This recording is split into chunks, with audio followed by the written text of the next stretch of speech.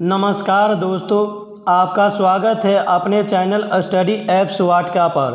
तो आज हम लोग पॉलिटी के नेक्स्ट वीडियो भारतीय संविधान की प्रस्तावना के बारे में पढ़ेंगे कि भारतीय संविधान की प्रस्तावना क्या है, और इसी से रिलेटेड जो भी उसमें पॉइंट है उन सारे तथ्यों को इसमें हम लोग देखेंगे। तो देखिए, भारतीय संविधान की प्रस्तावना क्या है। तो प्रस्तावना जो है भारतीय संविधान का एक संक्षिप्त रूप है जिसमें भारतीय संविधान के आदर्शों, गुणों, प्रकृति इत्यादि का वर्णन किया गया है।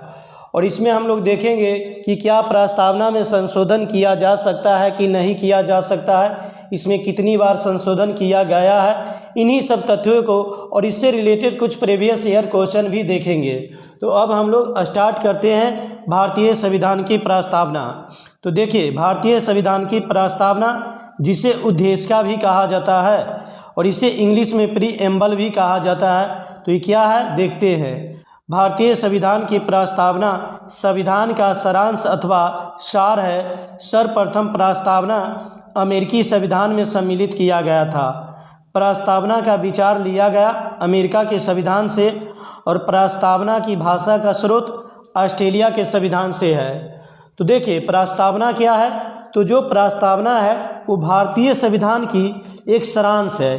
कहने के मतलब जो भारतीय संविधान है उसका एक यह संक्षिप्त रूप है जिसमें इस तथ्यों का वर्णन है कि हमारा जो संविधान है उसकी प्रकृति, उनका आदर्श, उनका स्वरूप कैसी होगी, इन सारे तथ्यों का वर्णन ये प्रस्तावना में किया गया है और इन्हीं को हम लोग देखते हैं। तो इसको याद रखेंगे। सर्वप्रथम प्रस्तावना कहाँ शामिल किया गया था? अमेरिकी संविधान में सम्मिलित किया गया था।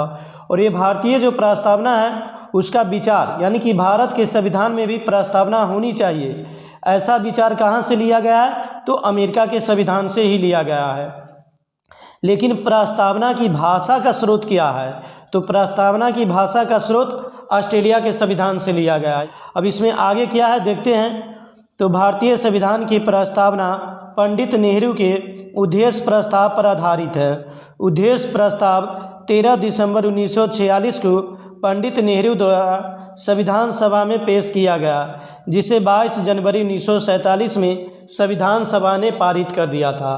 तो देखिए, याद रखेंगे, जो प्रस्तावना जो है भारतीय संविधान की जो प्रस्तावना है वो पंडित जवाहरलाल नेहरू के उद्देश्य प्रस्ताव पर आधारित है। अब ये उद्देश्य प्रस्ताव क्या होती है, इससे रिलेटेड वीडियो हम लोग पिछले वीडियो में देखे थे जब भारतीय संविधान सभा पढ़ा रहे थे, जिसका लिंक डिस्क्रिप्शन बॉक्स में आप लोग उससे रिलेटेड जो भी है देख भी सकते हैं। तो देखिए, प्रस्तावना जो है ये पंडित जवाहरलाल नेहरू द्वारा जो उद्देश्य प्रस्ताव पेश किया गया था उसी पर आधारित है। और ये उद्देश्य प्रस्ताव कब पेश किया गया था? तो जब संविधान सभा की तीसरी बैठक 13 दिसंबर 1946 को जब हुई थी, उसी दिन पंडित जवाहरलाल नेहरू द्वारा उद्देश्य प्रस्ताव पेश किया गया था और उद्देश्य प्रस्ताव को संविधान सभा द्वारा 22 जनवरी 1947 को पारित कर दिया गया था। तो ये याद रखेंगे कि भारतीय संविधान की जो प्रस्तावना है वो पंडित जवाहरलाल नेहरू के उद्देश्य प्रस्ताव पर आधारित है। उद्देश्य प्रस्ताव को 13 दिसंबर 1946 को संविधान सभा में पेश किया गया था और जिसे 22 जनवरी 1947 में संविधान सभा ने पारित कर दिया था। और इसी के साथ क्या हुआ था, भारतीय संविधान का निर्माण भी स्टार्ट हो गया था और उसी उद्देश्य पर आधारित है भारतीय संविधान की प्रस्तावना। अब भारतीय संविधान की प्रस्तावना क्या है, जिसे प्रीएम्बल या उद्देशिका भी कहते हैं, ये क्या है इसको देखते हैं। तो देखिए, भारत का संविधान प्रस्तावना या उद्देशिका, तो इसमें क्या है इसको देखते हैं। रीडिंग देते एक बार प्रस्तावना को। हम भारत के लोग भारत को एक संपूर्ण प्रभुत्व संपन्न समाजवादी पंथ निरपेक्ष लोकतंत्रात्मक गणराज्य बनाने के लिए तथा उसके समस्त नागरिकों को सामाजिक, आर्थिक और राजनीतिक न्याय, विचार, अभिव्यक्ति, विश्वास, धर्म और उपासना की स्वतंत्रता, प्रतिष्ठा और अवसर की समता प्राप्त करने के लिए तथा उन सब में व्यक्ति की गरिमा और राष्ट्र की एकता और अखंडता सुनिश्चित करने वाली बंधुता बढ़ाने के लिए दृढ़ संकल्प होकर अपनी इस संविधान सभा में आज तारीख 26 नवंबर 1949 ईस्वी मिति मार्ग शीर्ष शुक्ला सप्तमी सप्तम 2006 विक्रमी को एतत् द्वारा इस संविधान को अंगीकृत अधिनियमित और आत्म अर्पित करते हैं। देखिए यही हमारे संविधान की प्रस्तावना है और ये जो संविधान की प्रस्तावना है इसमें हमारे संविधान के सारे गुणों का वर्णन एक संक्षिप्त रूप में किया गया और इनमें सारे शब्दों का जो चयन किया गया बहुत ही एक सुंदर शब्दों का चयन किया गया जो अपने आप में एक अद्वितीय है। तो इसी को हम लोग देखते हैं और इसमें हर पॉइंट को ध्यान रखना। देखिए जैसे इसमें देखिए प्रस्तावना में एक तारीख का भी वर्णन किया गया, वह तारीख है 26 नवंबर 1949। इसको भी याद रखेंगे क्योंकि इससे रिलेटेड भी पूछा जाता है। और इसी तरह से देखिए इसमें 3 जगह रेड से हम किए हुए, तो ये जो 3 शब्द है उसको बाद में जोड़ा गया था इसलिए इसको याद रखेंगे। समाजवादी, पंथ निरपेक्ष और अखंडता, जिसको संविधान संशोधन 1942वां द्वारा जोड़ा गया था। अब आगे क्या है इसको देखते हैं। तो संविधान का भाग होने पर विवाद, यानी कि इसमें हम लोग ये देखेंगे कि प्रस्तावना जो है उसको संविधान का भाग माना गया अथवा नहीं माना गया। तो देखिए शुरू में जो भी मामले आया था उसमें संविधान की प्रस्तावना को संविधान का अंग नहीं माना गया था, लेकिन बाद में फिर इसको क्या मान लिया गया था कि ये जो प्रस्तावना है ये एक संविधान का अंग है और इस तरह से इसमें संशोधन किया जा सकता है। तो यही क्या है इसको देखते हैं। तो संविधान का भाग होने पर विवाद, पहला है बेरुबारी संध मामला केस 1960। इसमें क्या है, प्रस्तावना की व्याख्या करते हुए उच्चतम न्यायालय ने यह मत व्यक्त किया था कि प्रस्तावना संविधान का अंग नहीं है। तो देखिए बेरुबारी संध मामला केस 1960 में प्रस्तावना की व्याख्या करते हुए उच्चतम न्यायालय ने यह विचार व्यक्त किया था कि प्रस्तावना संविधान का अंग नहीं है, यानी कि प्रस्तावना को संविधान का अंग नहीं माना गया। दूसरा क्या है, गोलकनाथ मामले बनाम पंजाब राज, गोलकनाथ मामले बनाम पंजाब राज, ये 1967 में आया था। इसमें क्या है, तो प्रस्तावना संविधान निर्माताओं के मन की कुंजी है, जहां संविधान की भाषा अस्पष्ट या संदिग्ध हो वहां उसके अर्थ को स्पष्ट करने के लिए प्रस्तावना का सहारा लिया जा सकता है। तो देखिए गोलकनाथ मामले बनाम पंजाब राज 1967 में भी प्रस्तावना को संविधान का अंग नहीं माना गया था। इसमें यह बताया गया कि प्रस्तावना जो है संविधान निर्माताओं के मन की कुंजी है, जहां संविधान की भाषा अस्पष्ट या संदिग्ध हो वहां उसके अर्थ को समझने के लिए प्रस्तावना को सहारा लिया जा सकता है, यानी कि इसमें भी प्रस्तावना को संविधान का अंग नहीं माना गया है। अगला क्या है उसको देखते हैं। तो अगला है केशवानंद भारती बनाम केरल राज, जो 1973 में आया था। ये इम्पोर्टेंट है क्योंकि इसी के तहत ये माना गया कि प्रस्तावना जो है संविधान का अंग है और इसमें संशोधन किया जा सकता है। तो इसमें क्या है देखते हैं, केशवानंद भारती बनाम केरल राज 1973। इस बाद में सर्वोच्च न्यायालय ने अपने पूर्व के निर्णय को निरस्त करते हुए यह स्पष्ट कर दिया कि प्रस्तावना संविधान का भाग है और संसद के द्वारा इसमें संशोधन किया जा सकता है, परंतु संविधान के मूल ढांचा नष्ट नहीं होनी चाहिए। हालांकि यह संविधान का अनिवार्य भाग नहीं है। तो देखिए केशवानंद भारती बनाम केरल राज जो 1973 में जो आया था, इस मामले में सर्वोच्च न्यायालय ने अपने पूर्व के निर्णय को निरस्त करते हुए यह स्पष्ट कर दिया था कि प्रस्तावना जो है संविधान का भाग में है और संसद के द्वारा इसमें संशोधन किया जा सकता है, परंतु इससे क्या होना चाहिए, संविधान के मूल ढांचा नष्ट नहीं होनी चाहिए और इसे संविधान का अनिवार्य भाग नहीं माना गया। तो इसको याद रखेंगे कि केशवानंद भारती बनाम केरल राज्य के द्वारा ये क्लियर किया गया कि प्रस्तावना जो है संविधान का अंग है और इसमें संशोधन किया जा सकता है। अब अगला क्या है, तो SR बोम्बई बाद 1993। तो न्यायमूर्ति रामास्वामी ने पूर्व के निर्णय को खारिज करते हुए कहा कि प्रस्तावना संविधान का अभिन्न अंग है, यानी कि इस बाद में क्या मान लिया गया था कि प्रस्तावना जो है संविधान का अभिन्न भाग है, यानी कि संविधान का ही हिस्सा है, यानी कि प्रस्तावना ऐसा कुछ अलग नहीं है बल्कि ये भी एक संविधान का भाग है और इस तरह से हम लोग देखें कि शुरू में जो भी वाद थे उसमें नहीं माना गया, और फिर केशवानंद भारती बनाम केरल राज्य जो 1973 में आया था, ये बहुत इंपॉर्टेंट है, और इसके तहत प्रस्तावना को संविधान का भाग मान लिया गया। फिर एस.आर. बम्बई बाद 1993 में इसमें क्या किया गया, प्रस्तावना को संविधान का अभिन्न अंग मान लिया गया। अब आगे क्या है इसको देखते हैं। तो संविधान में संशोधन, ये इम्पोर्टेंट है। तो क्या है, प्रस्तावना में एकमात्र संशोधन 42वां संविधान संशोधन 1976 के द्वारा किया गया है। इसके द्वारा प्रस्तावना में 3 शब्द जोड़े गए थे। तो ये याद रखेंगे कि प्रस्तावना में अभी तक एक ही बार संशोधन किया गया है, वो भी कब किया गया था, तो 42वां संविधान संशोधन 1976 के द्वारा। देखिए 42वां संविधान संशोधन 1976 बहुत इम्पोर्टेंट है, क्योंकि इसके तहत कई कार्य किए गए थे, जैसे मौलिक कर्तव्य को भी जोड़े गए थे, और इस तरह से कई कार्य है। और ये 42वां संविधान संशोधन 1976 जो है, जिसको हम लोग लघु संविधान यानी मिनी कॉन्स्टिट्यूशन भी कहा जाता है, तो ये बहुत इम्पोर्टेंट है। और इसी के तहत प्रस्तावना में 3 नए शब्द जोड़े गए थे।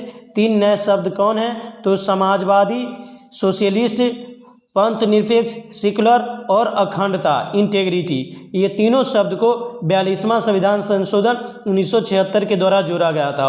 और इसीलिए जब हम लोग पढ़े थे तो देखे थे कि प्रस्तावना में इन तीनों शब्द को हम लोग रेड से इंडिकेट किए थे। देखिए यही 3 शब्द है, समाजवादी, पंथ निरपेक्ष और अखंडता। इन्हीं तीनों शब्दों को संविधान संशोधन 1976 यानी 42वां संविधान संशोधन 1976 के द्वारा जोड़ा गया था। तो अब आगे क्या है इसको देखते हैं। तो आगे है प्रस्तावना के बारे में महत्वपूर्ण कथन। तो देखिए प्रस्तावना के बारे में कुछ विद्वानों का अलग अलग जो मत है, उनके बारे में क्या उनके बारे में बोले हैं, उन कथनों को भी हम लोग ध्यान में रखेंगे। तो क्या है इसको देखते हैं। पहला है संवैधानिक विशेषज्ञ N.A. पालकीवाला के अनुसार प्रस्तावना संविधान का परिचय पत्र है। तो देखिए इसमें कहा गया है N.A. पालकीवाला के अनुसार कि जो संविधान की जो प्रस्तावना है वो संविधान का परिचय पत्र है। अब ये परिचय पत्र क्या होती है, तो ये हम लोग समझते हैं कि हर स्कूल हर ऑफिस में मतलब जो भी सदस्य होते हैं उसका एक परिचय पत्र होता है। इससे ये पता चलता है कि वो जो व्यक्ति है वो किस स्कूल का विद्यार्थी है या किस कंपनी में कार्यरत है। इसी तरह से संविधान की प्रस्तावना को इसने क्या बताया कि ये संविधान की परिचय पत्र है। दूसरा है संविधान सभा के सदस्य अल्लादी कृष्ण स्वामी अय्यर के अनुसार संविधान की प्रस्तावना हमारे दीर्घकालिक सपनों का विचार है। तो देखिए इनके अनुसार कहा गया है कि प्रस्तावना जो है हमारे दीर्घकालिक सपनों का विचार है, यानी कि आने वाले दिनों में हम लोगों के भविष्य में क्या होने वाले उन सपनों का विचार है। अगला है K.M. मुंशी। K.M. मुंशी भी जो थे ये भी संविधान सभा के सदस्य थे। इसने क्या कहा कि प्रस्तावना एक राजनैतिक जन्म कुंडली है, यानी कि हमारी संप्रभु लोकतांत्रिक गणराज्य का भविष्य फल है। तो K.M. मुंशी ने ये कहे थे कि प्रस्तावना एक राजनैतिक जन्म कुंडली है। इसको कैसे याद रखेंगे, तो देखिए के से ही चालू होती है K.M. मुंशी और के से ही कुंडली, तो इसको याद रखेंगे K.M. मुंशी कुंडली, यानी कि प्रस्तावना एक राजनीतिक जन्म कुंडली है। आगे क्या है, तो संविधान विशेष के सुभाष कश्यप के अनुसार यदि संविधान शरीर है तो प्रस्तावना आत्मा है। प्रस्तावना की नींव पर ही संविधान की इमारत खड़ी है। जिस तरह से बिना आत्मा के शरीर नहीं हो सकती है, उसी तरह से बिना प्रस्तावना के संविधान नहीं होगी। यानी कि इसने कहा कि प्रस्तावना की नींव पर ही संविधान की इमारत खड़ी है। तो आगे क्या है इसको देखते हैं। तो आगे है अर्नेस्ट बाकर। अर्नेस्ट बाकर ने क्या बोले थे प्रस्तावना के बारे में कि प्रस्तावना संविधान की कुंजी नोट है। शब्द चयन और सौंदर्य में प्रस्तावना अद्वितीय। इसमें कहा गया है कि प्रस्तावना संविधान की कुंजी नोट है, शब्द चयन और सौंदर्य में प्रस्तावना अद्वितीय है। अब अगला क्या है, गोलकनाथ बनाम पंजाब राज्य प्रकरण 1967 में न्यायमूर्ति हिदायतुल्लाह ने प्रस्तावना को संविधान की मूल आत्मा बताया। अब अगला क्या है, पंडित ठाकुरदास भार्गव प्रस्तावना संविधान का सबसे सम्मानित भाग संविधान की आत्मा, संविधान की कुंजी, संविधान का आभूषण है। तो देखिए इसको याद रखेंगे।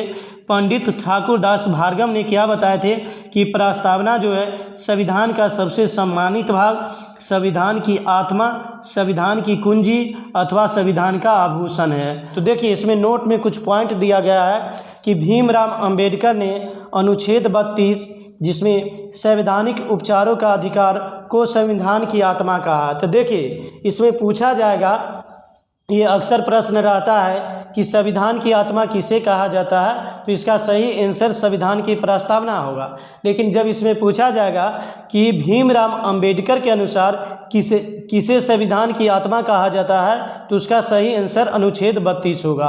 अब आगे क्या है उसको देखते हैं। तो संविधान की प्रस्तावना का अर्थ एवं महत्व। तो देखिए संविधान की प्रस्तावना में कुछ विशेष शब्दों का जो चयन किया गया है, उन्हीं सब शब्दों के बारे में हम लोग देखते हैं। तो संविधान की स्रोत यानी बिंदु स्रोत क्या है, तो इसमें भारत की जनता को माना गया है। और ये कैसे सिद्ध होती है कि इसमें भारत की जनता को ही संविधान का स्रोत माना गया है। तो देखिए हम लोग संविधान की प्रस्तावना जो स्टार्ट ही करते हैं, हम भारत के लोग, यानी कि इसमें सारे भारतीयों को शामिल किया गया है, यानी कि भारत की समस्त जनता ये भारतीय संविधान का स्रोत या केंद्र बिंदु है। अगला क्या है, प्रस्तावना के 5 स्वरूप या आदर्श। तो देखिए प्रस्तावना के 5 स्वरूप क्या है, तो संप्रभुत्व संपन्न, समाजवादी, पंथ निरपेक्ष, लोकतांत्रिक, गणराज। ये 5 शब्दों को ये याद रखेंगे कि ये प्रस्तावना के 5 स्वरूप या आदर्श है। अब संप्रभुत्व संपन्न क्या होती है, समाजवादी क्या होती है, इसको हम लोग आगे देखते हैं। फिर आगे है प्रस्तावना में 3 तरह के न्याय की चर्चा की गई है। तो इसको याद रखेंगे कि प्रस्तावना में 3 तरह के न्याय की चर्चा है। तो प्रस्तावना में 3 तरह के न्याय, सामाजिक, आर्थिक और राजनीतिक न्याय की चर्चा की गई है। उसी तरह से प्रस्तावना में 5 प्रकार के स्वतंत्रता की चर्चा की गई है। अब ये 5 प्रकार की स्वतंत्रता क्या है, तो विचार की स्वतंत्रता, अभिव्यक्ति की स्वतंत्रता, विश्वास की स्वतंत्रता, धर्म की स्वतंत्रता और उपासना की स्वतंत्रता। ये 5 प्रकार की स्वतंत्रता का वर्णन कहाँ किया गया है, तो भारतीय संविधान की प्रस्तावना में। आगे क्या है, तो आगे है प्रस्तावना में 2 प्रकार की समानता की चर्चा की गई है, प्रतिष्ठा और अवसर की समानता। तो इसको भी याद रखेंगे। तो देखिए इसमें क्या है, 3 प्रकार के न्याय है, सामाजिक, आर्थिक और राजनीतिक न्याय है।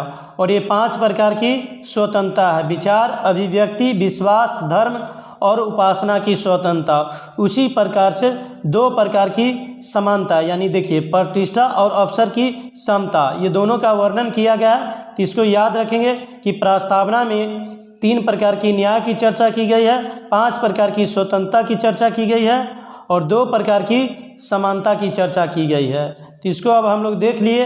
अब आगे क्या है इसको देखते हैं। तो आगे है प्रस्तावना की शब्दावली। तो देखिए प्रस्तावना की शब्दावली में क्या पढ़ेंगे, तो इसमें कुछ मतलब हम लोग, जैसे प्रस्तावना में बहुत सारे अद्वितीय शब्दों का प्रयोग किया गया है, एक मतलब अच्छे शब्दों का प्रयोग किया गया, उनका क्या अर्थ होता है, सारे शब्दों का वर्णन हम लोग नहीं करेंगे, थोड़ा वीडियो की लेंथ अधिक हो जाती है। इसमें कुछ इम्पोर्टेंट जो शब्द हैं उन्हीं के बारे में हम लोग देखते हैं और इसको थोड़ा तेज़ी से देखेंगे, एक बार देखेंगे और एक बार समझेंगे, विशेष इसमें है नहीं। तो देखिए पहला शब्द है हम भारत के लोग। तो हम लोग देखते हैं भारतीय संविधान की प्रस्तावना इन्हीं शब्दों से शुरू होती है। तो देखिए इसमें क्या याद रखना है कि इसे अमेरिका की स्वतंत्रता की घोषणा से लिया गया है। भारत की जनता ही संविधान की मूल स्रोत है। दूसरा है संप्रभुत्व संपन्न। तो क्या होती है इसको देखते हैं। तो भारत किसी भी आंतरिक एवं बाहरी नीति को निर्धारित करने के लिए किसी भी राष्ट्र के साथ संधि एवं मित्रता करने के लिए पूर्णतः स्वतंत्र है। एक संप्रभु राज्य होने के नाते भारत किसी विदेशी सीमा का अधिग्रहण अथवा अपनी सीमा के किसी भाग को अन्य देश के पक्ष में दावा छोड़ सकता है। तो देखिए संप्रभुत्व संपन्न का मतलब ये है कि भारत जो है पूरी तरह से स्वतंत्र है, यानी कि भारत अपने सभी मामले, चाहे आंतरिक मामले या बाहरी मामले है, इसका निर्धारण स्वयं करती है। अगला क्या है समाजवादी। तो देखिए समाजवादी में क्या दिया हुआ है इसको देखते हैं। तो समाजवादी, भारतीय समाजवाद लोकतांत्रिक समाजवाद है, ना कि साम्यवादी समाजवाद। लोकतांत्रिक समाजवाद मिश्रित अर्थव्यवस्था पर आस्था रखती है। भारतीय समाजवाद मार्क्सवाद और गांधीवाद का मिला जुला रूप है, जिसमें गांधीवादी समाजवाद की ओर ज़्यादा झुकाव है। तो देखिए, समाजवादी का अर्थ होता है कि सबका कल्याण होनी चाहिए, और भारतीय जो समाजवाद है वो लोकतांत्रिक समाजवाद पर है, साम्यवादी समाजवाद पर आधारित नहीं है। और लोकतांत्रिक जो समाजवाद होता है वो मिश्रित अर्थव्यवस्था पर आधारित होती है। और मिश्रित अर्थव्यवस्था वह होती है जिसमें निजी जो भी कि देश की जो संसाधन होता है उसमें निजी और सरकारी दोनों का अधिकार होती है। आगे क्या है? पंथ निरपेक्ष सेकुलर। तो भारत एक पंथ निरपेक्ष राज्य है, अर्थात भारत एक धर्म विहीन राज्य है।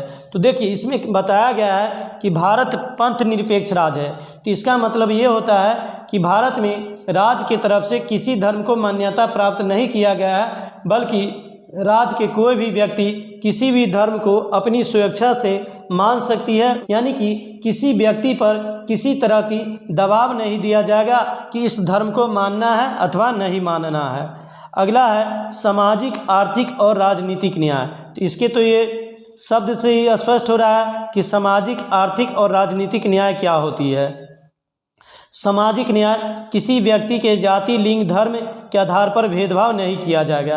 यानी कि सामाजिक न्याय में यह कहा गया है कि किसी भी व्यक्ति के साथ किसी भी आधार पर भेदभाव नहीं किया जाएगा, और इसीलिए क्या कर दिया गया कि उपाधियों का अंत कर दिया गया, जो अस्पृश्यता है उसका उन्मूलन किया गया, यानी छुआछूत को समाप्त कर दिया गया। आर्थिक न्याय क्या है? तो अमीरी एवं गरीबी के आधार पर भेदभाव नहीं किया जाएगा। आर्थिक न्याय को सुनिश्चित करने के लिए कुछ आरक्षण का भी प्रावधान किया गया है। अगला है राजनीतिक न्याय। तो सभी को मतदान देने, चुनाव लड़ने का अधिकार है, यानी कि सभी को मतदान और चुनाव लड़ने का जो अधिकार है ये राजनीतिक न्याय है। और इसको याद रखेंगे कि सामाजिक, आर्थिक या व राजनीतिक न्याय के इन तत्वों को रूसी क्रांति 1917 से लिया गया है। तो इसको याद रखेंगे कि सामाजिक, आर्थिक व राजनीतिक न्याय जो इन तत्वों को शामिल किया गया है भारतीय संविधान की प्रस्तावना में, इसको कहाँ से लिया गया है? तो रूसी क्रांति 1917 से लिया गया। अब आगे क्या है तो देखते हैं। तो देखिए, इस तरह से हम लोग भारतीय संविधान की प्रस्तावना के बारे में जो भी था, इसमें संशोधन कब किया गया था, इसके संविधान की प्रस्तावना के बारे में किन विद्वानों का क्या कथन था उसके बारे में भी देखे, और कुछ शब्दावली को भी देखे।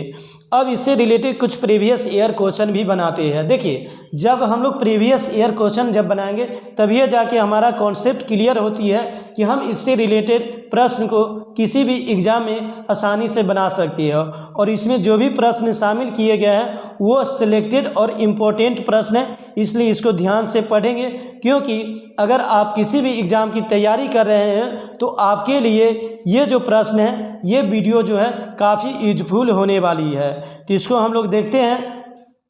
तो पहला क्या क्वेश्चन है? हम भारत के लोग शब्दों का प्रयोग भारतीय संविधान में कहाँ किया गया है?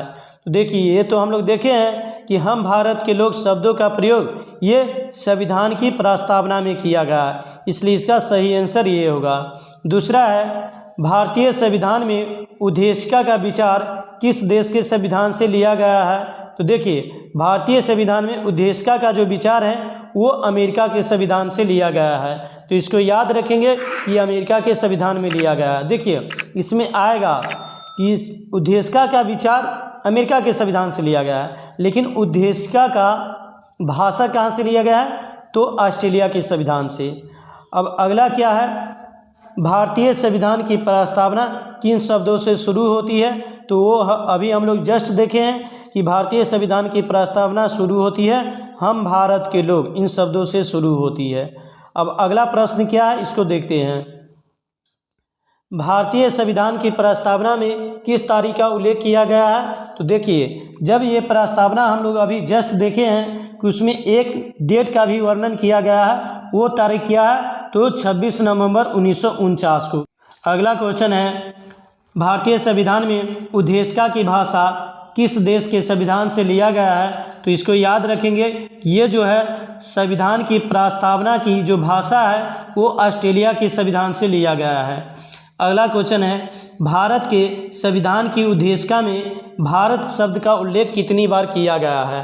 तो देखिए, जब इसको हम लोग देखिए, इस क्वेश्चन को बनाइए और बगल में प्रस्तावना जो है बुक में उसको भी देखिए, और उसमें जब देखेंगे, एक दो बार रीडिंग देखेंगे और ये क्वेश्चन जब बना रहे हैं तब जाके कॉन्सेप्ट क्लियर होगा। क्योंकि सीधे पढ़ लेंगे, रीडिंग दे देंगे तो उसमें किन किन शब्दों का प्रयोग किया गया है वो क्लियर नहीं होगी। लेकिन जब इसमें ये प्रश्न पढ़ेंगे कि भारत के संविधान की उद्देशिका में भारत शब्द का उल्लेख कितनी बार किया गया है, तो अब भारत शब्द को हम लोग प्रस्तावना में देखेंगे कि कितनी बार किया गया है, तो इसमें पता चलेगी। तो इस तरह से रीडिंग देना है। तो इसमें सही आंसर 2 बार होगा, क्योंकि भारतीय संविधान की प्रस्तावना में भारत शब्द का प्रयोग 2 बार किया गया है, इसको याद रखेंगे। अगला क्वेश्चन है, संविधान की उद्देशिका में अब तक कितनी बार संशोधन किया गया है? तो इसको याद रखेंगे कि भारतीय संविधान की प्रस्तावना में केवल 1 बार संशोधन किया गया है, और वो भी क्या, 42वां संविधान संशोधन 1976 के द्वारा किया गया है। अगला क्वेश्चन है, डॉक्टर भीमराव अंबेडकर के अनुसार संविधान का कौन सा भाग संविधान की आत्मा कहलाता है? तो देखिए, ये डॉक्टर भीमराव अंबेडकर के अनुसार है। तो डॉक्टर भीमराव अंबेडकर के अनुसार अनुच्छेद 32 को ही क्या कहा गया है? संविधान की आत्मा कहा गया। अगर इसमें सीधे रहता कि संविधान की आत्मा किसे कहा जाता, तो वो संविधान की प्रस्तावना होता। लेकिन भीमराव अंबेडकर के अनुसार संविधान की कौन सी भाग संविधान की आत्मा कहलाता है? तो इसमें अनुच्छेद 32। अब अनुच्छेद 32 में किसका वर्णन है? तो संवैधानिक उपचारों के अधिकार का वर्णन है। अब ये क्या होती है संवैधानिक उपचारों का अधिकार? जब हम लोग मौलिक अधिकार के बारे में पढ़ेंगे तो वहाँ देखेंगे। अगला प्रश्न है, भारतीय संविधान का कौन सा भाग संविधान की आत्मा कहलाती है? तो देखिए, अगर ये अभी आ गया कि संविधान की कौन सी भाग संविधान की आत्मा कहलाती है, तो ये प्रस्तावना और उद्देशिका, इसका सही आंसर दोनों हो जाएगा, क्योंकि संविधान की प्रस्तावना को ही उद्देशिका भी कहा जाता है। तो इसका सही आंसर सी होगा। अगला क्वेश्चन है कि किसने प्रस्तावना को संविधान की आत्मा कहा है? तो देखिए, संविधान की आत्मा किसने कहा था?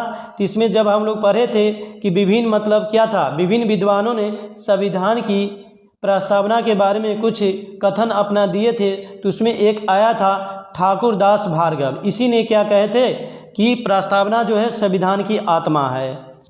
अगला है, किसने प्रस्तावना को संविधान का पहचान पत्र कहा है? तो इसमें हम लोग देखे थे, उसमें पहला ही इसमें था। तो पहला उसमें क्या था? N.A. पालखीवाला। N.A. पालखीवाला ने ही संविधान की प्रस्तावना को संविधान का परिचय पत्र कहा है।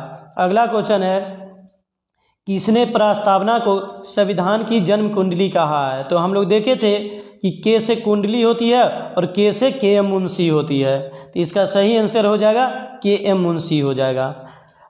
अगला क्वेश्चन है, भारतीय संविधान की प्रस्तावना संशोधित संस्करण है। तो देखिए, हम लोग देखे थे कि भारतीय संविधान की जो प्रस्तावना है वो पंडित जवाहरलाल नेहरू की जो उद्देश्य प्रस्ताव है उसी पर आधारित है। इसलिए ये जो भारतीय संविधान की प्रस्तावना जो है वो उद्देश्य प्रस्ताव पर आधारित है, उसी का संस्करण है, यानी संशोधित संस्करण है।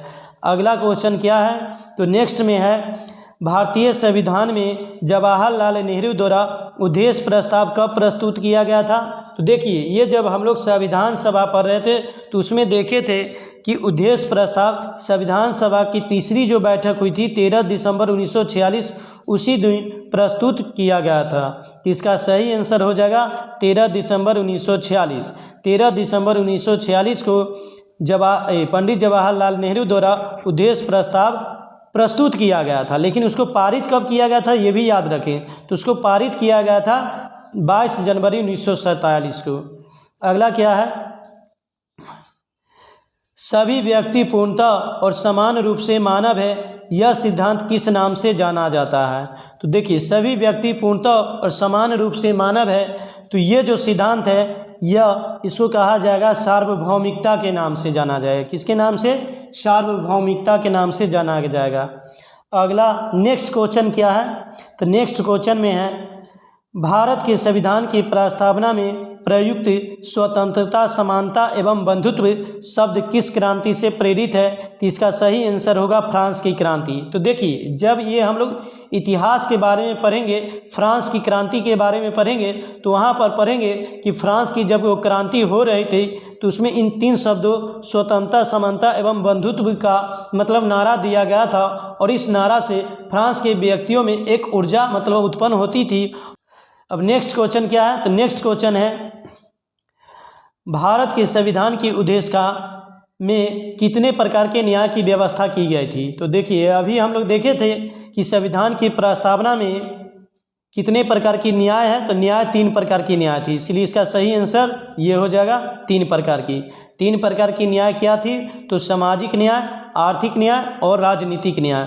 नेक्स्ट क्वेश्चन है, भारत के संविधान की प्रस्तावना में कितने प्रकार की स्वतंत्रता का उल्लेख है?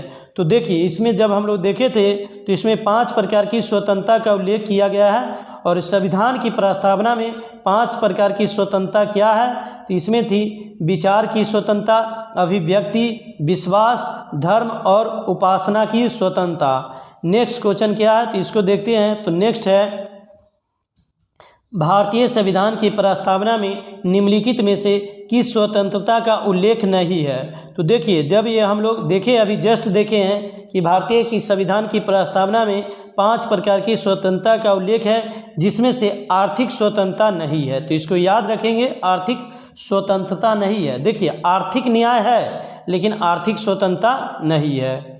उसी तरह से भारतीय संविधान की प्रस्तावना में निम्नलिखित में से किस न्याय का उल्लेख नहीं है? तो देखिए, भारतीय संविधान की प्रस्तावना में 3 प्रकार के न्याय का उल्लेख था। अब इसमें 3 प्रकार के था, अब चौथा न्याय क्या नहीं था? तो देखिए, इसमें सामाजिक, आर्थिक और राजनीतिक न्याय ये तीनों शामिल था। धार्मिक न्याय नहीं था, धार्मिक स्वतंत्रता थी, धार्मिक न्याय नहीं बल्कि धार्मिक स्वतंत्रता थी। यानी कि प्रस्तावना में धार्मिक न्याय का वर्णन नहीं किया है, मात्र ये 3 प्रकार के न्याय का वर्णन किया गया है। अगला प्रश्न क्या है, इसको देखते हैं। तो नेक्स्ट में है, भारत के संविधान की प्रस्तावना में कितने प्रकार की समानता का उल्लेख है? तो देखिए, इसमें हम लोग देखें कि प्रस्तावना में 2 प्रकार की समानता का उल्लेख है। 2 प्रकार की समानता क्या है? तो प्रतिष्ठा की समानता और अवसर की समानता। समानता या समता दोनों एक ही शब्द है। नेक्स्ट क्वेश्चन क्या है, इसको रीडिंग देते हैं। तो नेक्स्ट में है, किस बात के फैसले में सर्वोच्च न्यायालय ने सर्वप्रथम घोषित किया कि उद्देशिका संविधान की हिस्सा नहीं है? तो देखिए, इसको जब हम लोग देख रहे थे, इसमें सबसे पहले आया था बेरूबारी यूनियन ब्राह्म संघ मामला 1960। इसमें मतलब सर्वोच्च न्यायालय ने यह निर्णय दिए थे, अपने विचार व्यक्त किए थे कि जो प्रस्तावना है वो संविधान की हिस्सा नहीं है। नेक्स्ट क्वेश्चन है कि किस बात में उच्चतम न्यायालय ने धारणा प्रस्तुत की कि उद्देशिका संविधान का भाग है? तो देखिए, हम लोग जब यहाँ पर देखे थे कि जो इसमें था केशवानंद भारती बनाम केरल राज्य 1973, केशवानंद भारती बनाम केरल राज्य 1973, इसी के द्वारा सर्वप्रथम ये स्वीकार किया गया था कि प्रस्तावना जो है वो संविधान का ही हिस्सा है। तो इसका सही आंसर यही होगा, केशवानंद भारती बनाम केरल राज्य। नेक्स्ट क्वेश्चन क्या है? तो नेक्स्ट क्वेश्चन है, संविधान में हमारे राष्ट्र का उल्लेख किस नामों से किया गया है? तो ये याद रखेंगे कि भारतीय संविधान में भारत का जो नाम है 2 नामों से किया गया, और इसमें 2 नाम भारत और इंडिया का जिक्र किया गया है, भारत और इंडिया का जिक्र किया गया है। नेक्स्ट क्वेश्चन क्या है कि भारतीय संविधान की उद्देशिका में किस संशोधन द्वारा समाजवाद, पंथ निरपेक्षता तथा अखंडता को जोड़ा गया था? तो देखिए, हम लोग देखे हैं कि संविधान की प्रस्तावना में एकमात्र संशोधन 42वां संविधान संशोधन द्वारा हुआ था, और उसी के तहत 3 शब्द जोड़ा गया था। तो इसका सही आंसर यही हुआ। तो देखिए, इस तरह से हम लोग भारतीय संविधान की प्रस्तावना के बारे में पढ़े, उसमें जो भी प्रावधान था, क्या क्या मतलब तथ्य को शामिल किया गया था, उससे रिलेटेड प्रीवियस ईयर क्वेश्चन भी देखे, और इस तरह से संविधान की प्रस्तावना के बारे में जो भी पॉइंट था उसको देखे।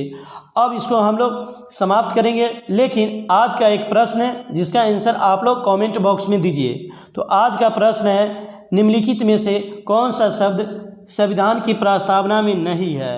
तो आप लोग संविधान की प्रस्तावना को देखे हैं, उसके आधार पर बताइए कि इसका सही आंसर कौन होगा कि संविधान की प्रस्तावना में इन चारों शब्दों में से किन शब्दों का उल्लेख नहीं है। तो इसका आंसर आप लोग कमेंट बॉक्स में दीजिए।